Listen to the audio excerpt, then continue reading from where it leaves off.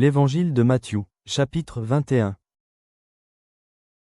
Lorsqu'ils approchèrent de Jérusalem, et qu'ils furent arrivés à Bethphagée, vers la montagne des Oliviers, Jésus envoya 2 disciples, en leur disant, « Allez au village qui est devant vous.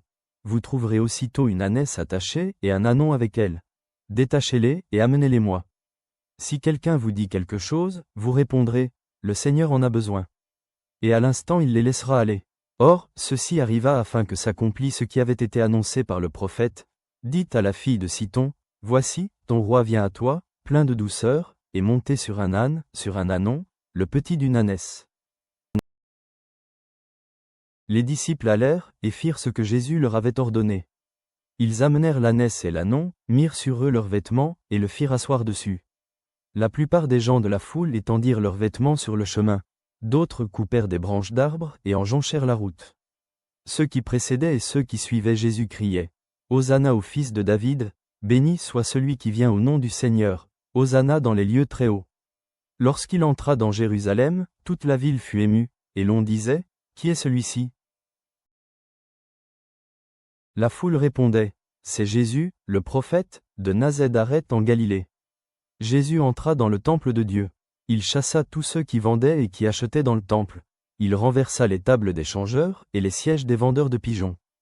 Et il leur dit, « Il est écrit, ma maison sera appelée une maison de prière. Mais vous, vous en faites une caverne de voleurs. » Des aveugles et des boiteux s'approchèrent de lui dans le temple. Et il les guérit. Mais les principaux sacrificateurs et les scribes furent indignés, à la vue des choses merveilleuses qu'il avait faites, et des enfants qui criaient dans le temple, « Hosanna au fils de David. » Ils lui dirent, « Entends-tu ce qu'ils disent » ? Oui, leur répondit Jésus. N'avez-vous jamais lu ces paroles ? Tu as tiré des louanges de la bouche des enfants et de ceux qui sont à la mamelle ? Et, les ayant laissés, il sortit de la ville pour aller à Béthanie, où il passa la nuit. Le matin, en retournant à la ville, il eut faim. Voyant un figuier sur le chemin, il s'en approcha. Mais il n'y trouva que des feuilles, et il lui dit, « Que jamais fruit ne naisse de toi. » Et à l'instant le figuier sécha. Les disciples, qui virent cela, furent étonnés, et dirent, « Comment ce figuier est-il devenu sec en un instant ?» Jésus leur répondit, « Je vous le dis en vérité, si vous aviez de la foi et que vous ne doutiez point, non seulement vous feriez ce qui a été fait à ce figuier, mais quand vous diriez à cette montagne, « Ôtez-toi de là et jette-toi dans la mer », cela se ferait. Tout ce que vous demanderez avec foi par la prière, vous le recevrez. » Jésus se rendit dans le temple, et, pendant qu'il enseignait, les principaux sacrificateurs et les anciens du peuple vinrent lui dire, « Par quelle autorité fais-tu ces choses, et qui t'a donné cette autorité ?» Jésus leur répondit, « Je vous adresserai aussi une question. Et, si vous m'y répondez, je vous dirai par quelle autorité je fais ces choses. Le baptême de Jean, d'où venait-il ? Du ciel, ou des hommes ? » Mais ils raisonnèrent ainsi entre eux. Si nous répondons, « Du ciel », il nous dira, « Pourquoi donc n'avez-vous pas cru en lui » ? Et si nous répondons, « Des hommes », nous avons à craindre la foule, car tous tiennent Jean pour un prophète. Alors ils répondirent à Jésus, « Nous ne savons. » Et il leur dit à son tour, « Moi non plus, je ne vous dirai pas par quelle autorité je fais ces choses. » Que vous ensemble, un homme avait 2 fils, et, s'adressant au premier, il dit, « Mon enfant, va travailler aujourd'hui dans ma vigne. » Il répondit, « Je ne veux pas. » Ensuite, il se repentit, et il alla. S'adressant à l'autre, il dit la même chose. Et ce fils répondit, « Je veux bien, Seigneur. » Et il n'alla pas. Lequel des 2 a fait la volonté du Père ? Ils répondirent, « Le premier. » Et Jésus leur dit, « Je vous le dis en vérité, les publicains et les prostituées vous devanceront dans le royaume de Dieu. Car Jean est venu à vous dans la voie de la justice, et vous n'avez pas cru en lui. Mais les publicains et les prostituées ont cru en lui. Et vous, qui avez vu cela, vous ne vous êtes pas ensuite repentis pour croire en lui. Écoutez une autre parabole. Il y avait un homme, maître de maison, qui planta une vigne. Il l'entoura d'une haie, y creusa un pressoir, et bâtit une tour. Puis il la ferma à des vignerons, et quitta le pays.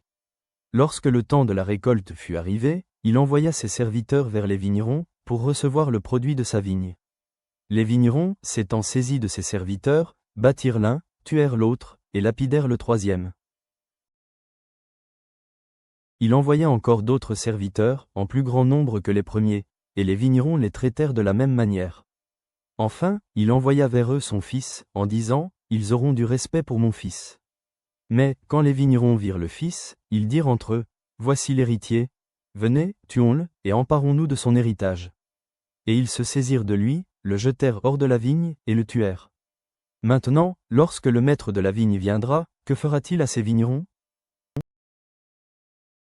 Ils lui répondirent, il fera périr misérablement ces misérables, et il affermera la vigne à d'autres vignerons, qui lui en donneront le produit au temps de la récolte. Jésus leur dit, n'avez-vous jamais lu dans les Écritures, la pierre qu'ont rejetée ceux qui bâtissaient est devenue la principale de l'angle. C'est du Seigneur que cela est venu, et c'est un prodige à nos yeux. C'est pourquoi, je vous le dis, le royaume de Dieu vous sera enlevé, et sera donné à une nation qui en rendra les fruits. Celui qui tombera sur cette pierre s'y brisera, et celui sur qui elle tombera sera écrasé. Après avoir entendu ces paraboles, les principaux sacrificateurs et les pharisiens comprirent que c'était d'eux que Jésus parlait. Et ils cherchaient à se saisir de lui, mais ils craignaient la foule, parce qu'elle le tenait pour un prophète. Roi juste, tu es entré à Jérusalem dans l'humilité mais avec une autorité divine. Purifie nos cœurs comme tu as purifié le temple. Que notre foi porte des fruits qui honorent ton nom. Aide-nous à prier en croyant que rien n'est impossible avec toi. Au nom de Jésus, Amen.